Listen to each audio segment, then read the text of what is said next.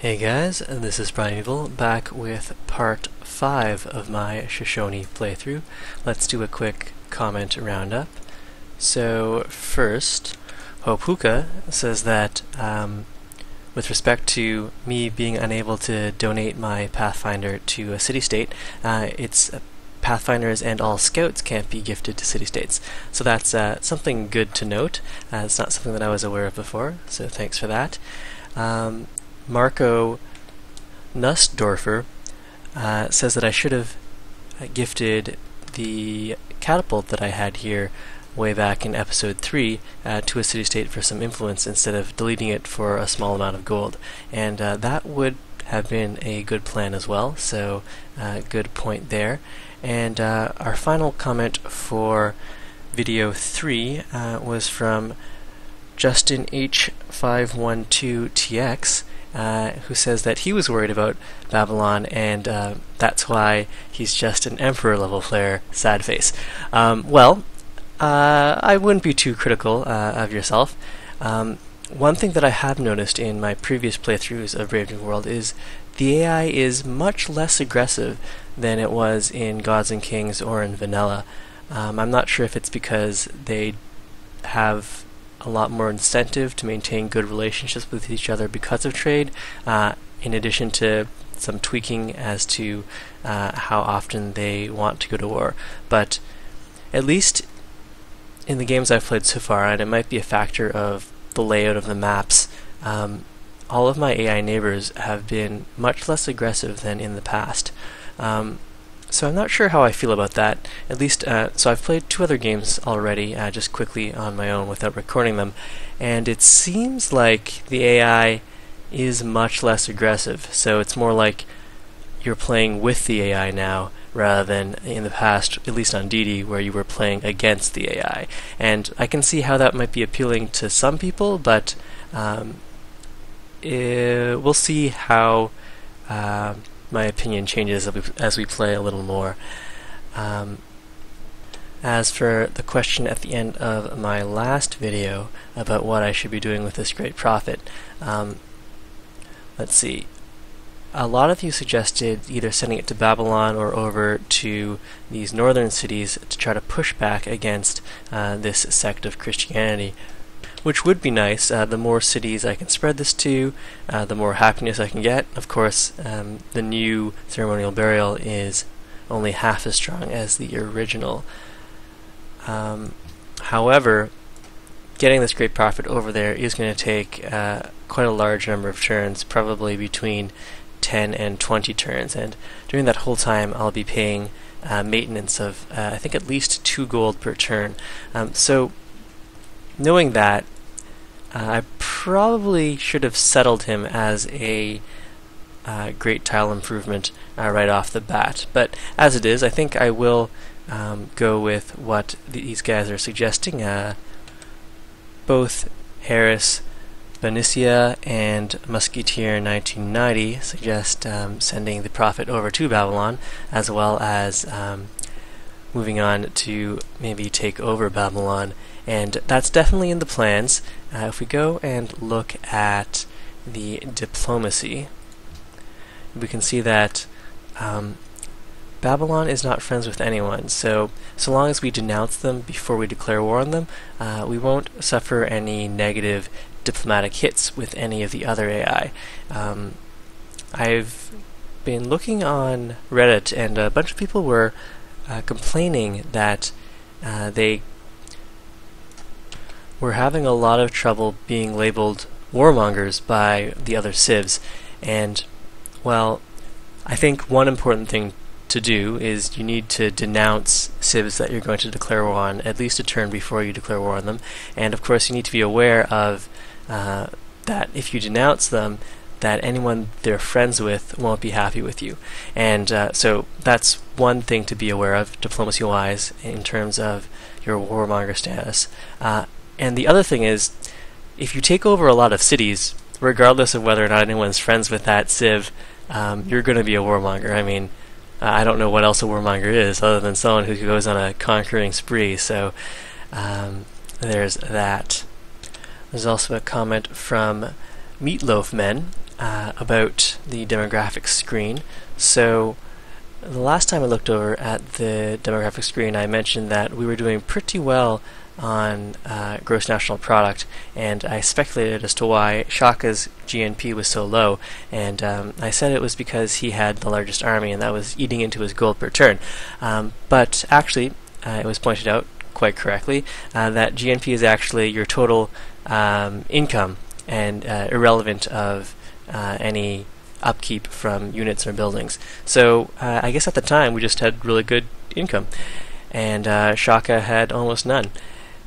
While we're on the demographic screen, we can see that we're not actually doing so bad on literacy. We're just 1 tech behind the average, although only 2 techs above last place. Our army is the smallest. We definitely need to work on that, and our approval is low, but we're still in the positive, so that's totally fine. And we're not in last place on manufactured goods or crop yield, so good stuff. We can see that the Iroquois are number 1, and so I think that I do want to go to war and take over my entire continent, if only because everyone's being so peaceful, and it's just not sitting right with me. But if we go back and look at the diplomacy, no one's friends with Babylon, so we can probably be safe to pick on them, and no one's friends with the Zulu, so we might end up going through Babylon and then hitting the Zulu and then moving on to the Iroquois, although I really would rather attack the Iroquois with the Zulu backing me up. I just don't know how much I can trust the Zulu once the Babylonians fall. And the final comment is from Justin H512TX again, and this one's asking about the new spy diplomat choice. So maybe I'll talk about that a little more later once I get a chance to move the spy around, but basically, instead of assigning him as a spy, which as is the main purpose of a spy, is to steal techs, if you assign the unit as a diplomat instead, he'll still collect intrigue, but he won't be stealing any technologies. Instead, he'll allow you to find out the voting intentions of the different, or of the civilization for which he is a diplomat in. So, for example, here in red, each of these civs, it says their interests are a mystery to us, and that's because we don't have a diplomat with them. If we had a diplomat, we would know what they wanted to vote for, and we would also be able to trade votes with them. So we could say, I will vote for this, what will you give me for that? Or I want you to vote for this and I'll give you this. And so you need a diplomat in with that civ in order to activate that World Congress vote trading. So that's what that's all about. There's also spies also allow tourism pushes once ideologies come online, but I don't know if we're going to be getting into that this game.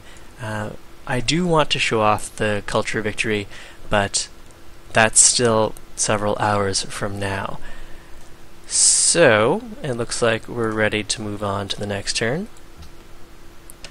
So our last proposal of sponsoring a World's Fair has gotten us a lot of positive diplomatic bonuses with a lot of the other civs. So maybe we can have a quick look over. Let's see, we've met Vancouver, which is over to the north part of this continent. I definitely want to explore the rest of this continent with my Great Admiral. That might open up some more trade options, because it actually looks like the largest ocean is to the left, which is the original direction that we sent our Great Admiral. Well, I guess for us it's the right, but let's see now. Alright, what do the other AIs think of us? So, England's neutral, no contested borders, and we have an embassy. Likewise with Nebuchadnezzar. He's still friendly, but I'll be denouncing him once we have most of our army ready. these guys are very happy with us. We have a declaration of friendship with the same leaders, and they liked our proposal at the World Congress, plus the minor positive modifier of having an embassy. Likewise with Gandhi. Hiawatha, we're not quite as warm with them, since we didn't renew our declaration of friendship, since I'm planning to attack them at some point, and they also caught our spies trying to steal a tech. We're neutral with Shaka, and we might attack him next, since he's not friendly with anyone else. And then finally there's Assyria. Assyria is the black sheep on the other continent. I think all three of the other civs there have been at war with Assyria at one point in time.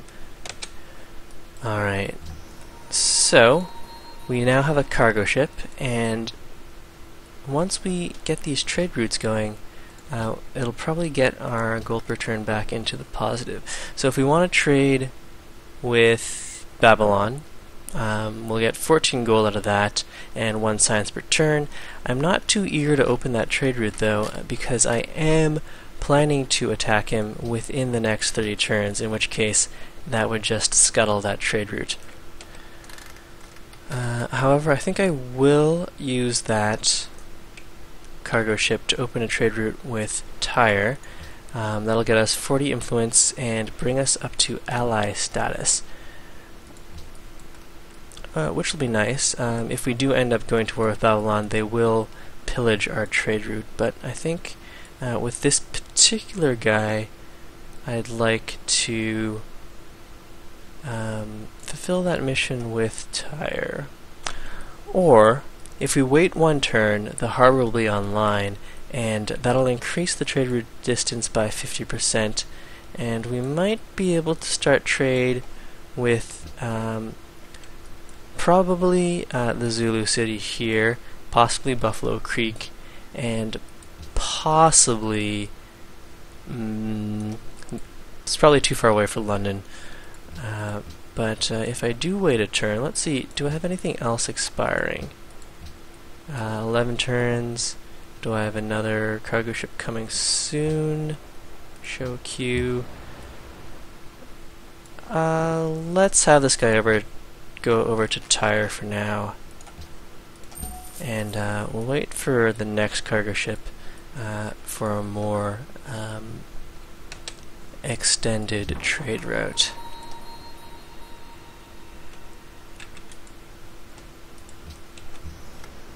Okay, so we do have another cargo ship, and this guy could go internally. Let's start shoving more food into the capital there.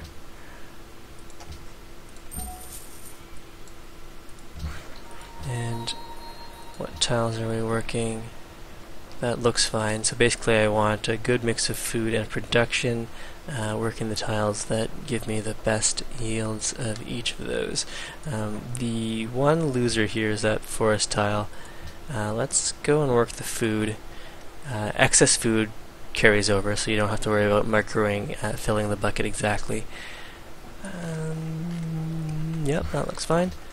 And this worker has improved everything on our continent, at least in our territory, except for this forest by the looks of it. And let's get this guy over to Goshuti to get ready to convert Babylon, either once we attack or maybe even before then. The Zulu have a bunch of units here. I'm not sure if they are just on their way to attack Babylon or they're getting ready to attack me. There's not too much I can do about that for now. Once I have some more money, I'll upgrade those guys to crossbows. Ethiopia wants us to go to war with Assyria. I do not want to get involved with that. So there's trade route with Tyre, and that brings us up to ally status. Our harbor's done. If we go and build ourselves a cargo ship, we should have the range to make some stuff happen. Let's get that cargo ship done, and that'll help fix our economy. We are positive gold per turn again, so that's definitely nice.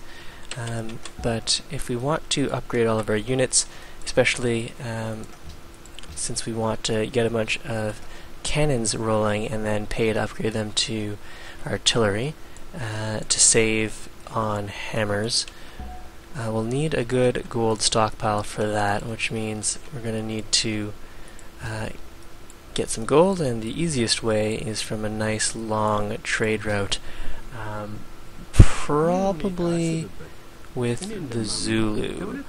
Now, I don't think I want to open borders with Ethiopia, because I think they have fairly strong tourism by now. We can go and check that. Ethiopia only has 6, so if I want a little gold per turn, I can actually go and sell open borders to Ethiopia. Open borders and 50. And now that I have positive gold per turn, I can sell some of my gold per turn for a whole stack of gold. But I don't have anything at the moment that I really need to spend that on, so I'm not in a rush to do that. Just finished Circus Maximus, and that gives us a lot of happiness there.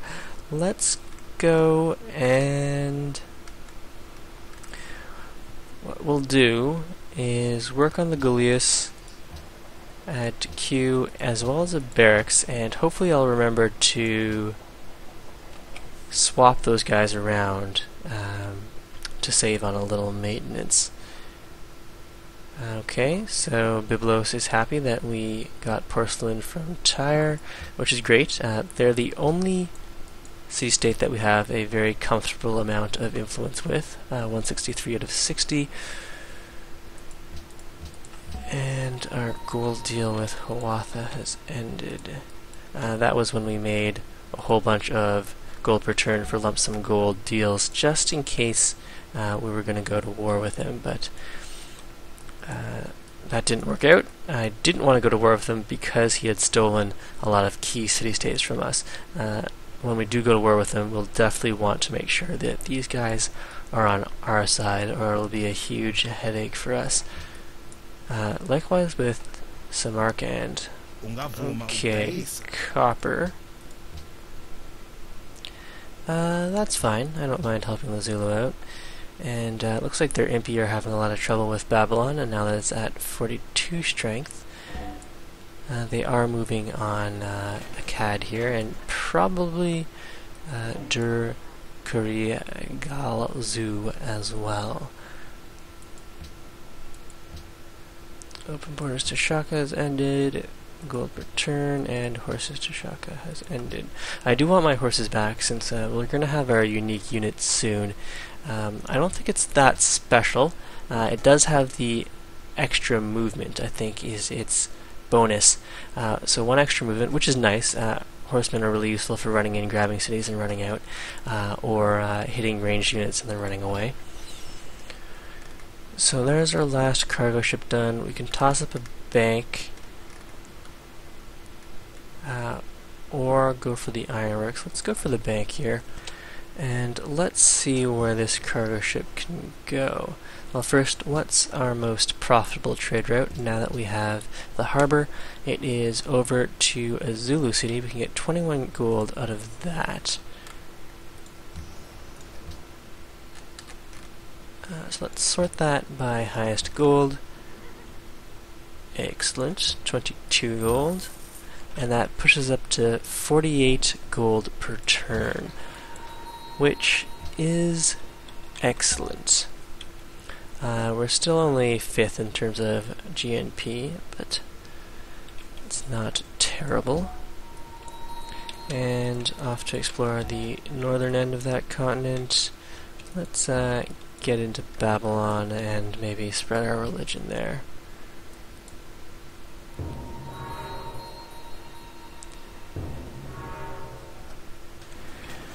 Okay, just production, there's a cannon done. Is there anything else here that we want? No. Let's toss up a second cannon.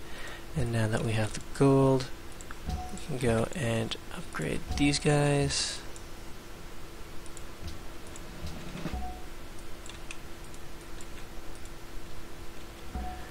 So Gashuti will be, it's receiving hammers over this trade route, bonus hammers, at the cost of gold. So instead of using that trade route to perform trade missions with foreign civs, we've got an internal trade route going, and that's giving us a good +9 hammers here, which is considerable. And so we have a barracks and an armory here, and we're going to be pumping out units with 2 experience pips. So we're going to grab a bunch of cannons, upgrade them to artillery, either before or after we attack the Babylonians, and we'll probably have to squeeze out at least 1 mounted unit for grabbing cities, and then maybe some gunpowder units as well to round things out.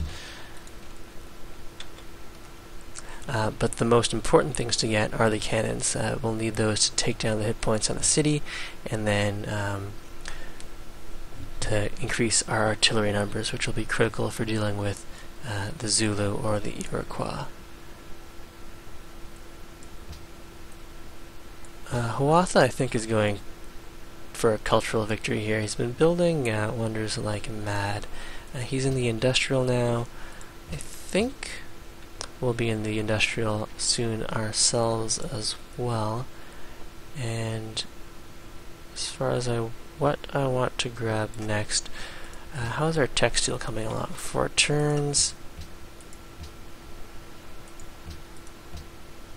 And we must have finished our harbor, so we've got a trade route going, and we've got ourselves a great scientist. So I think it's still early enough that I want to settle another academy rather than bulb. Bulbing, of course, gets you a science boost equal to or based on your last, I think it's 8 turns worth of science production. So to get the most science out of expending a great scientist, you'll want to save them until you have a really strong science per turn.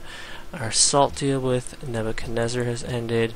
We have spare cotton, which we should go and sell to someone. Let's trade here. Salt, Gandhi. So I think that's it as far as our friends go. Let's sell our marble, since we do have excess happiness, and if we can find someone who wants our cotton, that would be great. Okay, how about 7 gold per turn? 6 gold per turn, that's fine. Okay, and we've got our great person. So, I'll want to settle him somewhere on a tile that I know I'll always work, and that doesn't kill the improvement by too much. So, settling on top of the horses makes me lose a hammer, but I'll still have access to the horses. So I think I'm going to go for that. And now we're pumping 224 science per turn, so that's nice. And our farm is done here. We'll slap up another farm here, and then maybe work on our road for easier access to Babylon. I think once I have 3 cannons, we'll start our offensive against the Babylonians. Now, in the meantime, let's move forward here, fortify. Over here and fortify, and I guess we may as well move forward here as well. Let's go and spread religion. Excellent. We'll have to use another spread next turn to actually convert the city, but it cleared out all of the Christianity over in Babylon. And we'll fortify there.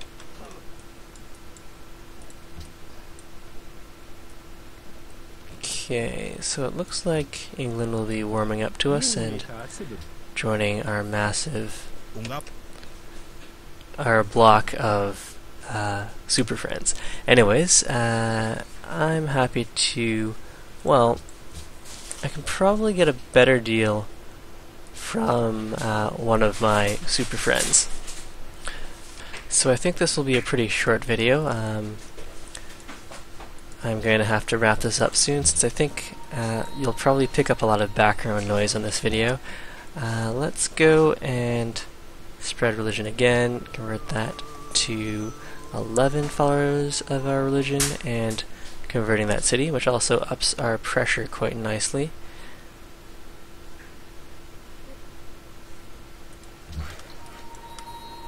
Let's put in a farm there, and put you on alert. Okay, there's Vancouver.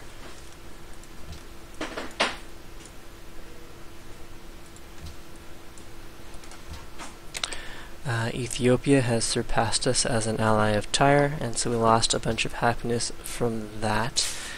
We do have the excess sugar, which I should trade away to whoever is willing to pay full price.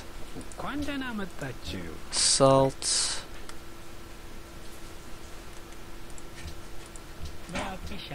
Salt. Alright, so no one is offering full price for that. Sugar, let's see.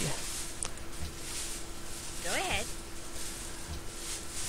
No declaration of friendship, so we can't sell that for full price. I guess we'll go back to trading with the Zulu then.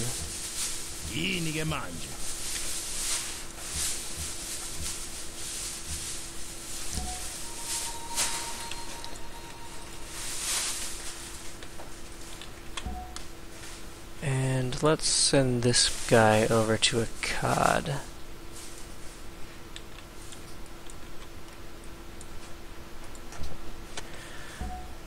Okay, the World Congress is meeting again. We appear to have...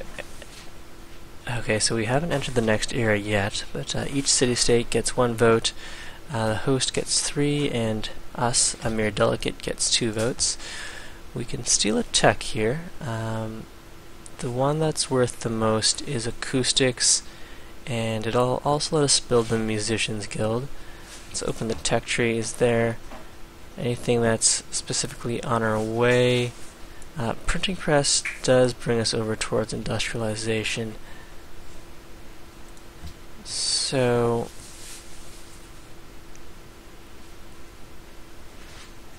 I'll grab printing press, since I think I'll actually make use of that a little sooner if we are going the military route. Now, there's a Goliath done. What I meant to do was swap out the barracks, but as it is, that's fine. Looks like Assyria is getting beat up again. And let's go and grab anti-naval for this, since I'm building these Goliaths to protect our trade routes once we do go to war. The Ethiopians are marching on the Assyrians. And we can assign delegates. So, of course, we'll vote for ourselves as host, but that's not really going to do anything to affect this outcome. Well, why don't we try voting for England instead? I'd rather have them in control than either of the 2 score leaders. So, assign delegates. England. Probably won't change anything, but that's fine. And there's our lumber mill done. How am I doing food-wise here? Let's keep growing. And I think I have enough production spots. I'll actually switch that over to a farm. So we'll just finish off this turn, and that'll be the end of part 5. It'll be a shorter half-hour episode. And There we go. Alright, Primeval is signing off.